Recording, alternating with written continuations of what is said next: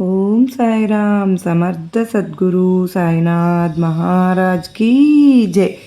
సాయి బిడ్డలందరికీ నమస్కారం ఫ్రెండ్స్. ఎలా ఉన్నారండి? ఏం చేస్తున్నారు? అందరూ బాగున్నారు కదూ? మన సాయినాథుని దయ వలన అందరూ బాగుండాలని మనస్ఫూర్తిగా బాబావారిని కోరుకుంటూ అందరూ కూడా సాయినాథుని దయ వలన ఇప్పుడు ఆనందంగా ఆరోగ్యంగా ఉండాలని, మీరు కోరిన కోరికలన్నింటినీ సాయినాథుడు తీర్చేయాలని మీ తరపున నేను కూడా సాయినాథుని మనస్ఫూర్తిగా కోరుకుంటూ ముందుగా సాయినాథుని పాద పద్మములకు ఒక్కసారి నమస్కరించుకుని వీడియోలోకి వెళ్ళిపోదాం. ఇక ఈరోజు సాయినాథుడు ఏమి సందేశం చెప్పబోతూ ఉన్నారు అంటే కనుక, బిడ్డ, కోరిక తీరలేదని ఎంతో కోపంగా ఉన్నావు కదూ, నీ కోసం నేను షిరిడి నుంచి 5 అతి పెద్ద గుడ్ న్యూస్ తీసుకొచ్చాను. చుట్టూ ఎవ్వరూ లేనప్పుడు మాత్రమే వినాలి బిడ్డ. అది కూడా నీ కంటబడ్డ 30 నిమిషాల్లో విని తీరాలమ్మా. నిర్లక్ష్యం చేశావో ఆ తర్వాత నువ్వు ఎంత పిలిచినా నేను పలకబోను. జాగ్రత్త, నిర్లక్ష్యం చేయకు, అశ్రద్ధతో ఉండకు తల్లి. ఎందుకంటే సాక్షాత్తు నీ సాయి షిరిడి నుంచి నీ కోసం తరలి వచ్చానమ్మా, కదలి వచ్చాను. నీ కోరిక తీరలేదని బాధతోనూ కోపంతోనూ ఉన్నావని తెలిసి అందుకే నీకోసం 1 కాదు 2 కాదు ఏకంగా 5 శుభవార్తలు తీసుకొచ్చాను. నీ దోసిట్లో పోయబోతున్నాను. అందుకే తల్లి, జాగ్రత్తగా విని తీరాలి. ఏం చెప్తున్నానో, ఎలాంటి శుభవార్తలు నీకు అందించబోతున్నానో ఖచ్చితంగా తెలుసుకుని తీరదు తల్లి. ఎందుకో తెలుసా? రేపే గురువారం కనుక నీ దగ్గరికి రావడం అంటే మాటలా ఎన్ని జన్మల పుణ్యఫలం ఉంటే ఆ అదృష్టం నీకు దక్కింది చెప్పు. కనుక ఈ అవకాశాన్ని అస్సలు వదులుకోకు. జాగ్రత్త అంటూ బాబావారు ఎందుకు ఇలా హెచ్చరిస్తున్నారు, ఎందుకు ఇంతలా చెప్తున్నారు? ఇంతకీ సాక్షాత్తు సాయినాథుడే మనకు అతిపెద్ద గుడ్ న్యూస్లు తీసుకొచ్చారు అంటే ఆ గుడ్ న్యూస్లు ఏంటి? నిజంగా ఎంత అదృష్టం చేసుకుని ఉంటే ఇలాంటి ఒక శుభవార్త మన చెవిన పడుతుందండి. ఇంతమంది సాయి బిడ్డలు ఉండగా, ఇంతమంది సాయిని ఆరాధిస్తూ ఉండగా అది మీకంటే పడింది, మీ దాకా వచ్చింది, మీ వరకు చేరిందంటే దాని అర్థం ఏంటండి? అది మీకోసం మాత్రమే తీసుకొచ్చిన సందేశం కాదు అని మీకు అనిపిస్తుంది కాదు. ఇది ఎవరికైతే కంటపడుతుందో వారి కోసమే ఈ సందేశం అని అర్థం కాదు. మిగతా వారి కంట ఎందుకు పడలేదు అంటే అది వారి కోసం కాదండి, అది మీకోసం మాత్రమే. కనుక ఎటువంటి పరిస్థితుల్లోనూ నిర్లక్ష్యం చేయకుండా సాయినాథుని సందేశాన్ని, ఆ శుభవార్తలను అందుకుని మనం కనుక మన భవిష్యత్తును మార్చుకున్నాము అంటే ఎంతో అద్భుతంగా ఉంటుంది. సాయినాథుడు ఇచ్చిన సందేశాలను మనం అందుకొని అలా నడుచుకుంటూ వెళ్ళి సాయినాథుని గొడుగు నీడ కిందకు చేరుకున్నాము అంటే కష్టాలు కన్నీళ్ళు అన్నీ కూడా అంతటితో అంతమైపోతాయి కదా ఫ్రెండ్స్. కనుక సాయినాథుని ప్రతి ఒక్కరూ కూడా ఆరాధించే వాళ్ళు ఎక్కడ కూడా స్కిప్ చేయకోకుండా 5 శుభవార్తలు ఏంటి అని తెలుసుకోండి. అలాగే కొన్ని మార్చుకోవాల్సిన పరిస్థితులు ఉంటాయి, తప్పులు దిద్దుకోవాల్సిన అవసరం ఉంటుంది, అవి కూడా చెప్తాను అని సాయినాథుడు చెప్తూ ఉన్నారు. తప్పకుండా మనకు సాయినాథుడు ఏమి చెప్పినా సరే అది మన భవిష్యత్తుకి ఎంతో పునాది అని మనందరికీ తెలిసిన విషయం. కనుక ప్రతి ఒక్కరూ కూడా బాబావారికి ఒక చిన్న లైక్ అయితే ఇచ్చి బాబావారి మీద ప్రేమను మనం తెలియజేసుకొని మన ఛానల్ని చూస్తున్నట్ల మొదటిసారి ప్లీజ్ అని తప్పకుండా సబ్స్క్రైబ్ చేసుకుని నాకు చిన్న సపోర్ట్ ఇవ్వండి.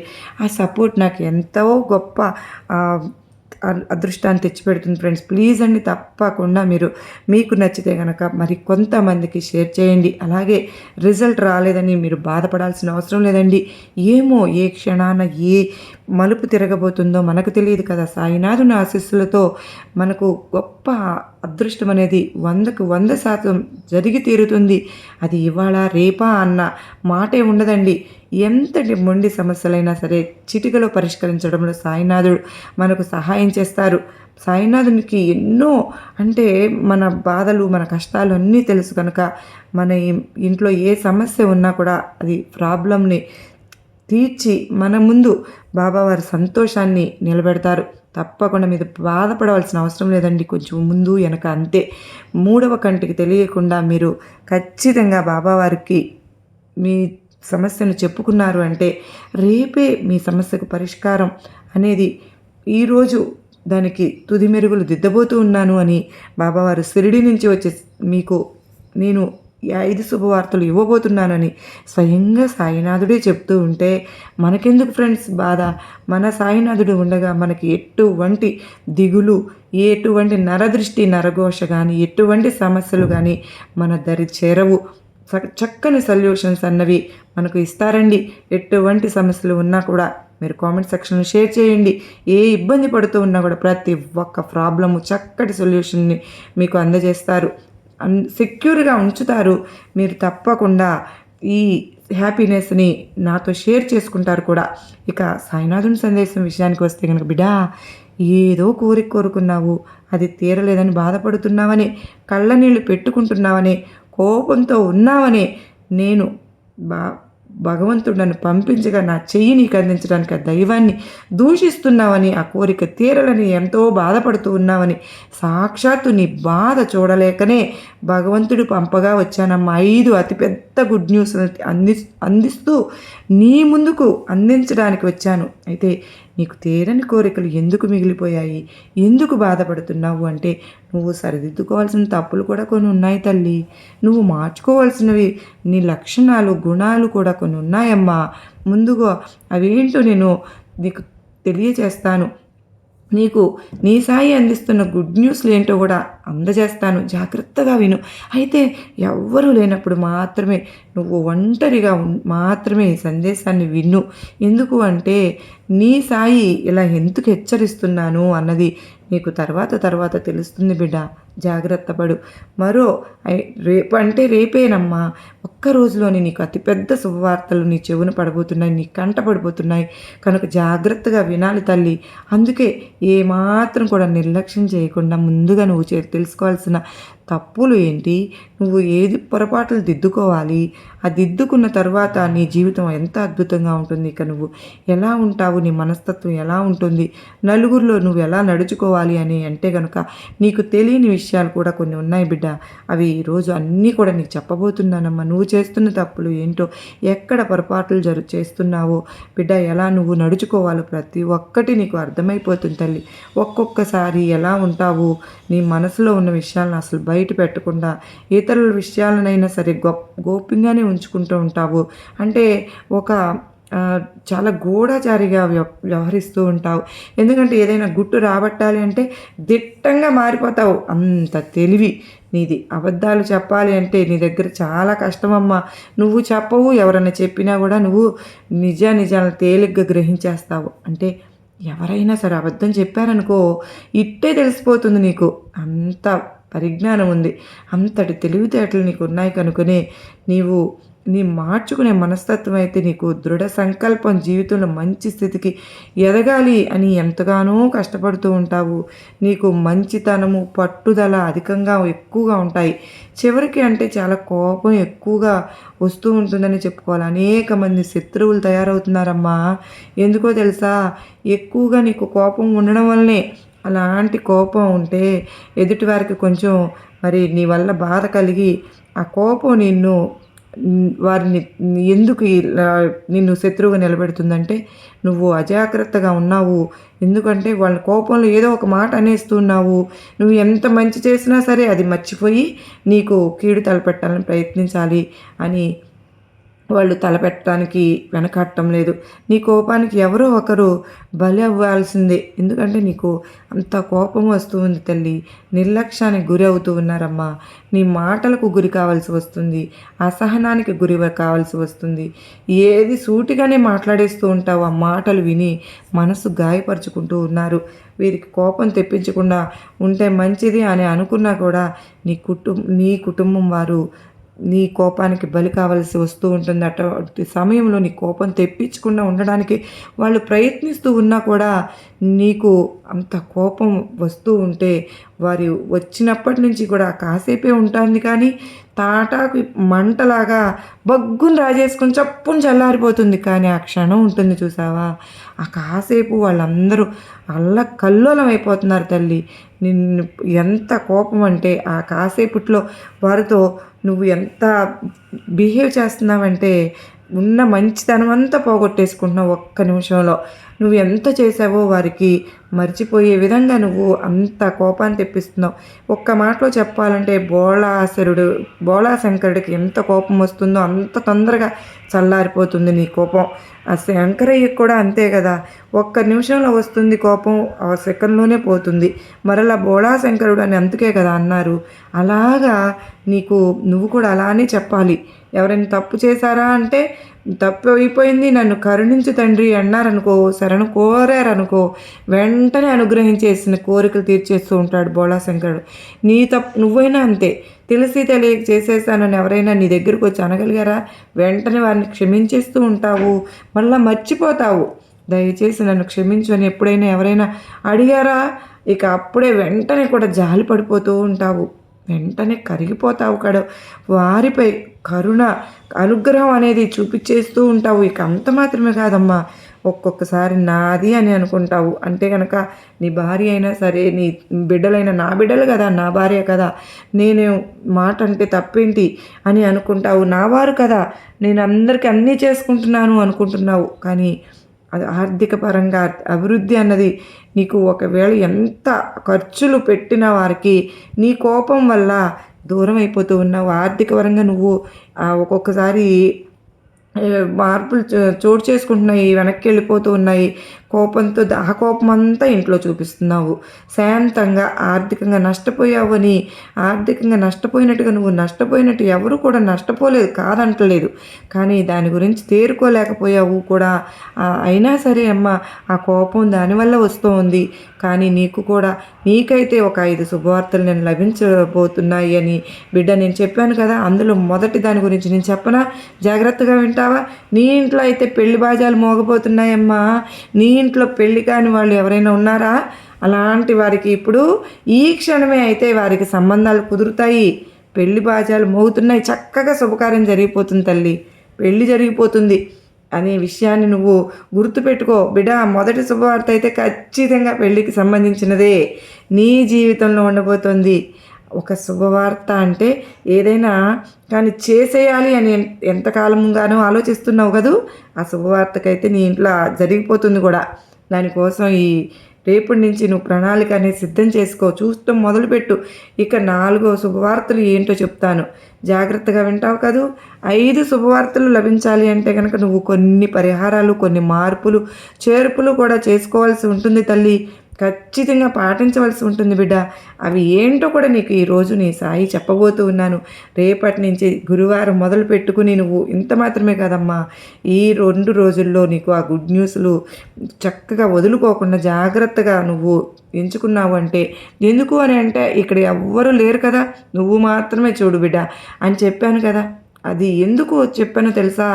ఈ సందేశాన్ని, ఈ వీడియోని అందరూ ముందు చూసినట్లయితే కనుక ఈ శుభవార్తలు లభించబోతున్నాయని నీ మీద ద్వేషం పెంచేసుకుంటారు. వారికి అర్థమైపోతుంది వీరికి ఏదో మంచి గుడ్ న్యూస్లు వచ్చేస్తున్నాయి, శుభవార్తలు వచ్చేస్తున్నాయి అని అర్థమయ్యి, అలా అర్థమైందంటే వెంటనే ఆ సమయంలో వారికి జరగనివ్వకుండా నీకు ఉండే ప్రయత్నాలు చేస్తారని, లేదా నీకు ఇంతటి శుభవార్తలు అందుతున్నాయని మనసులో అయినా సరే నరదృష్టిని, కనుదృష్టి కూడా సోకుతుంది కనుక కొంచెం ఈర్ష్య, అసూయ మనసులోకి ఒక్కసారి ప్రవేశించి ఆ ప్రభావం నీ పైన కలగకుండా ఉండడం కోసం, ఆ శుభవార్తలు కూడా రాకుండా వెనక్కి వెళ్ళే అవకాశాలు ఉంటాయని చూడమన్నాను. కొంతమంది నీ పక్క మంచిగానే ఉన్నారమ్మా, చెడ్డవాళ్ళకు కూడా చోటు ఇచ్చావు కదా, మరి మంచి వాళ్ళతో పాటు చెడ్డవాళ్ళను కూడా చోటు ఇస్తూనే ఉన్నావు.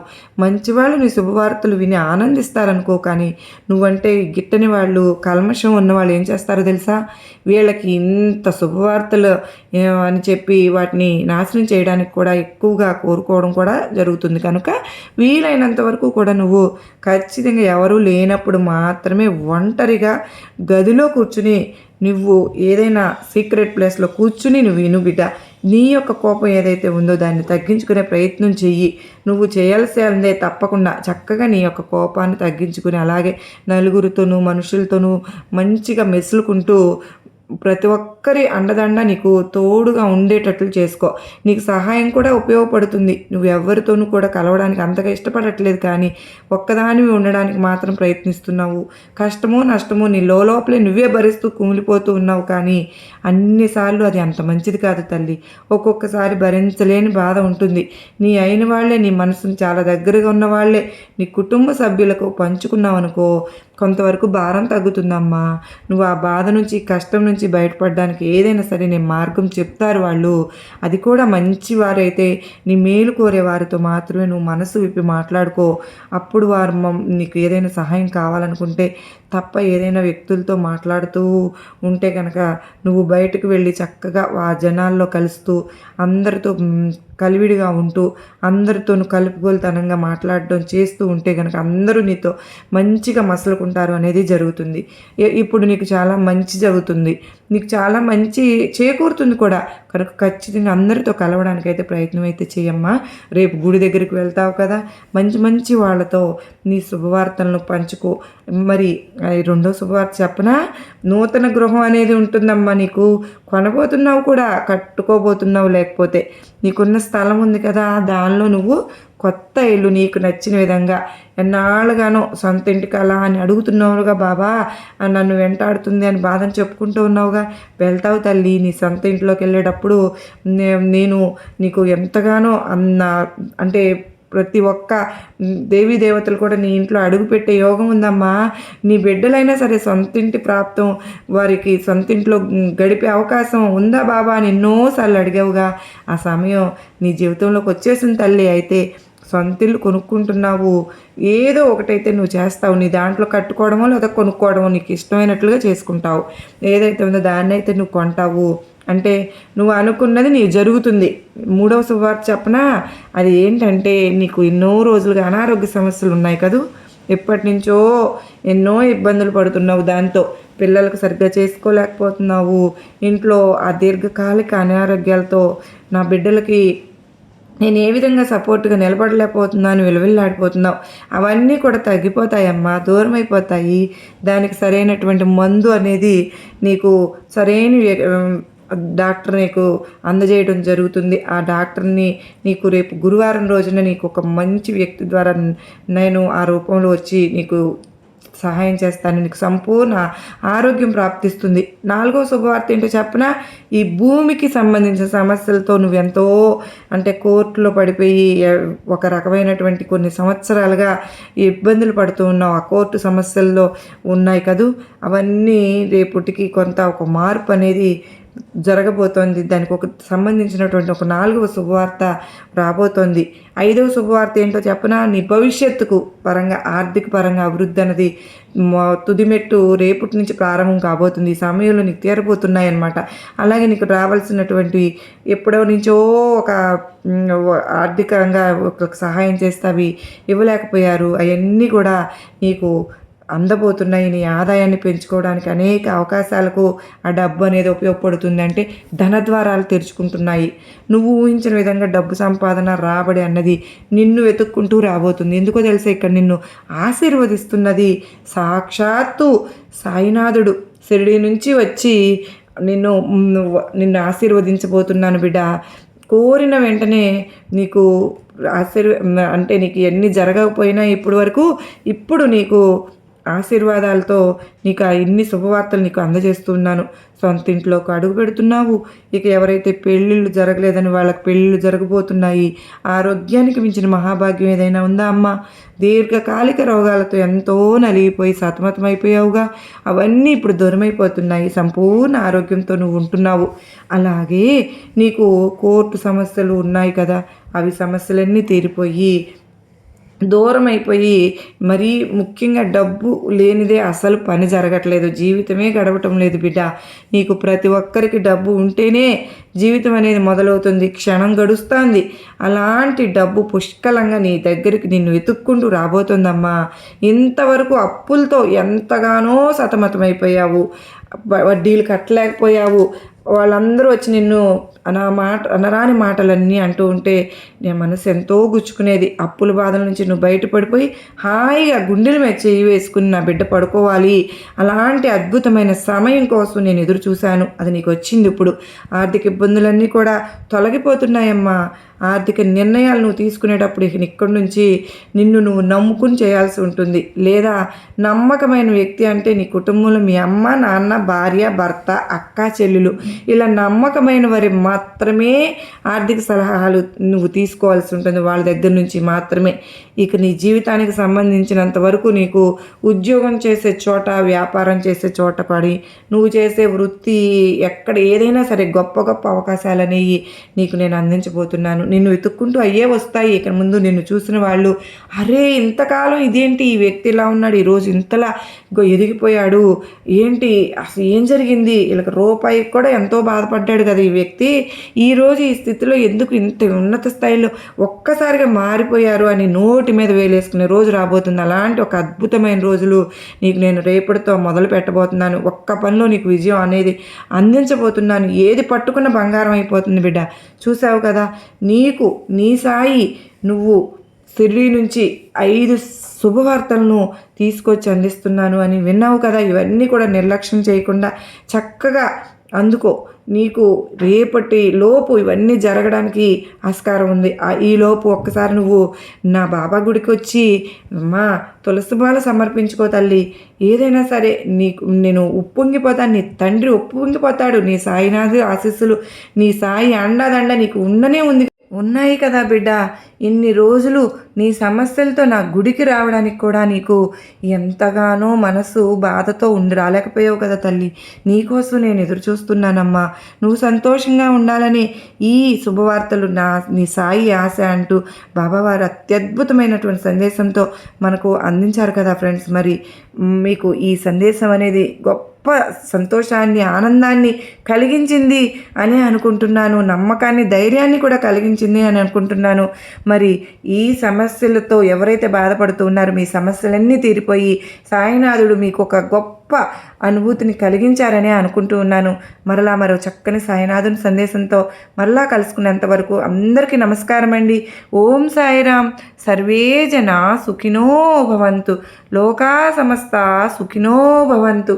జై సాయినాథ్ మహారాజ్ కీ జై అని పలుకుదామా. ఓం సాయిరామ్.